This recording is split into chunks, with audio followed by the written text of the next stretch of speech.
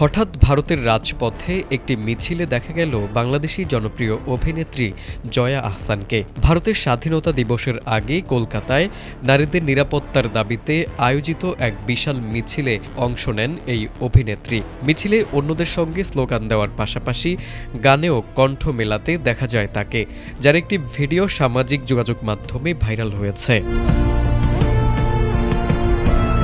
জানা গেছে, পশ্চিমবঙ্গের মন্ত্রী অগ্নিমিত্রা পালের ডাকে আয়োজিত এই কর্মসূচিতে রাজনীতিক, অভিনেতা, অভিনেত্রী, সঙ্গীতশিল্পী সহ বিভিন্ন শ্রেণী পেশার মানুষ অংশ নেন। জয়া আহসানের সঙ্গে ছিলেন ঋতুপর্ণা সেনগুপ্ত, চৈতী ঘোষাল, ইমন চক্রবর্তী সহ আরও অনেকে। এ সময় তাদেরকে একটি বিদ্রোহী গানে কণ্ঠ মেলাতেও দেখা যায়। মিছিলের ছবি ও ভিডিও সামাজিক যোগাযোগ মাধ্যমে ছড়িয়ে পড়ার পরই জয়া আহসানকে নিয়ে শুরু হয় ব্যাপক আলোচনা।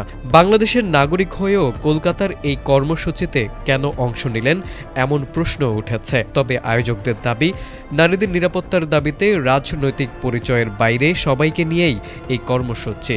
আর সেই দাবির সঙ্গে একাত্মতা প্রকাশ করেই রাজপথে নেমেছিলেন জয়া আহসান।